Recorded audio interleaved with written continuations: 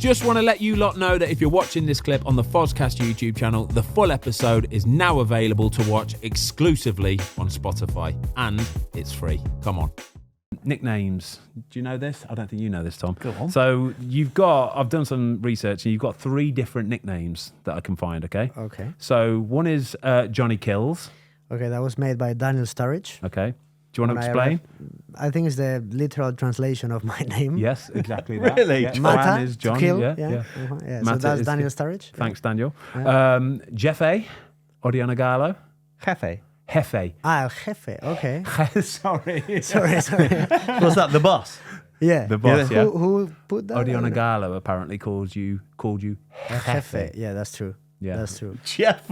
You should know better than that. sorry, yeah. You did Duolingo I'm so in Watford sorry. for a I'm few so years, sorry. mate. Jefe. It's because I Jefe. didn't put no apostrophe above the J. I've just got a plain English J. I'm sorry. And the final one, which most people know, El Mago, the wizard. That's a nice little nickname to have, isn't it? That's a good one, yeah. That's a really good nickname to have. Okay, so yeah, like I said, we're going to talk about Manchester United. Big move. Did you want that move at the time? Because it was a lot of money. It was a club record transfer for Man United at the time, wasn't it? How much were we talking, Tom? 37 mil. £37.1 million. And that's what, 50... What year was it? 2014. Yes, it's a long time ago. Yeah. Yeah. So where did it come from? And was it something that you were thinking, yeah, now's the time?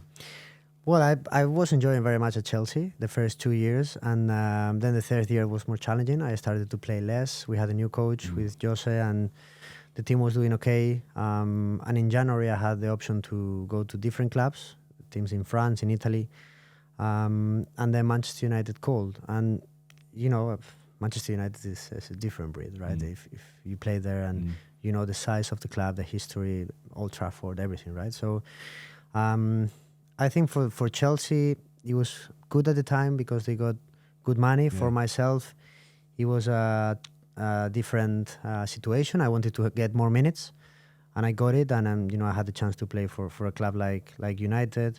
I think it was good for all. And yeah, I arrived in January 2014. Yeah, I 14, think. yeah. And I just came up in helicopter. I remember that. Yeah, I was waiting for a couple of days because I wanted to come earlier, but they said, no, we want to do it in helicopter and the weather is not so good. So wait. And I was like, okay, just let me know. And then we took a helicopter in Clapham in London and flew to the training ground, actually. And David Moyes was there welcoming me, and David De Gea was there, and it all started, yeah. Do you remember walking through the doors, the first few training sessions? Do you remember thinking or contrasting it to Chelsea and thinking this is a bit different, that's a bit different? Yeah, I mean, in terms of players and big names, it was kind of the same because when I arrived to United, Wayne was there. Yeah. Michael Carrick was there. Ryan Giggs was there. Rio was there. Big names still. Bilic. Man United, it was proper Man United at the time, wasn't it? Pat Evra, and so many players that have been there for many years, right? And it was at the last part of their career, so I was with them for a couple of years. But I realized, wow, I mean, this is, this club is incredible. And yeah, it was challenging times because it was just after Sir Alex Ferguson left, so it was difficult. It will be difficult for any coach and any player to follow up with that. But I think when Man United call you, it's difficult to say no. So yeah, I made that move. I had an incredible time in Chelsea, and I'm very grateful to Chelsea, to the fans, incredible time. And then I spent the following 8.5 years in Manchester, which was special. Yeah. How does it work? How does the dynamic work? So, Jose Mourinho kind of wanted to go, allowed you to leave Chelsea, and then obviously when he comes in as the manager of Man United, how do you react? Do you think, oh no, or we need to have a conversation? How does it work? So of course we were together at Chelsea. Then I came to United. Then a couple of years going past, and we had Louis van Gaal for a couple of years. First Moyes, then Louis van Gaal, and then Jose came back to United. And so the first call that I received, it was from my family, from my granddad. You have to leave. Really? Yeah. Oh, no. Like, you have to leave again. What's gonna happen and all that. And Say, whoa.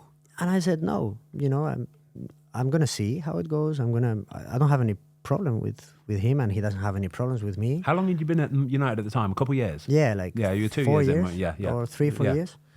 So and it was fine. So many people, and even in the media, were saying, okay, you get together again, you need to leave again because you're not going to play again, and all these things. It was very natural, and it's one of the things that I'm more proud in my career. Most proud is to have remained, to be calm and say, no, I'm going to try.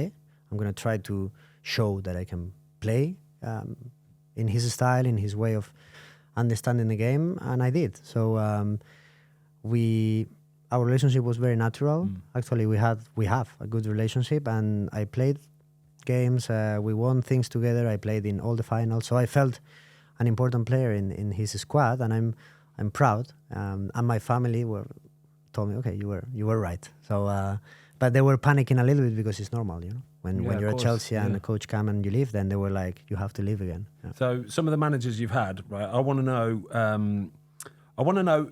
Out of this, you've got an incredible list of managers. I want to know who the angriest, the best tactically, the most approachable, and the funniest is. Okay. Oh wow. Okay.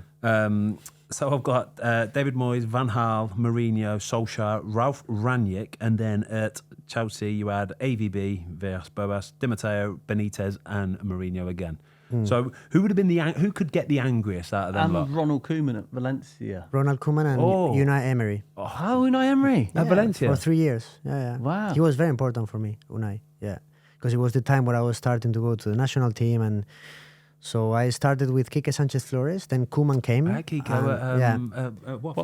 do a bit of this before we answer these questions, because I'm a big Unai Emery fan. So talk to us about him. Go on, Yeah, he was very important for Valencia and for myself. He's a very dedicated and detailed coach. He, analyzes everything. He gives so much to his profession.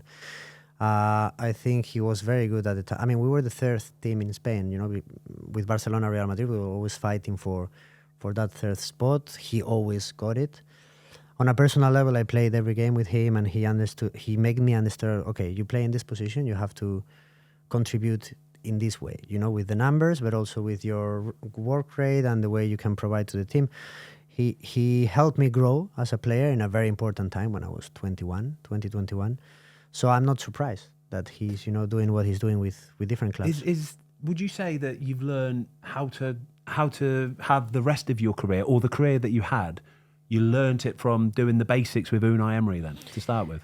I could say so. I mean, with other coaches too, but it was a very important time in my career where he actually made me realize, if you want to become better, if you want to have a long career as a professional player at the highest level, then you need to do these things. Yeah.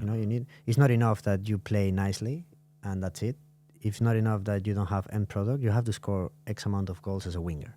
And if you do that, you will be fine. And so he made me realize, there are certain demands that I need to fulfill in order to belong to the highest level. Thanks everybody for watching. We hope you enjoyed this clip of the Fozcast. If you would like to watch the full episode, it is now available exclusively on Spotify for free.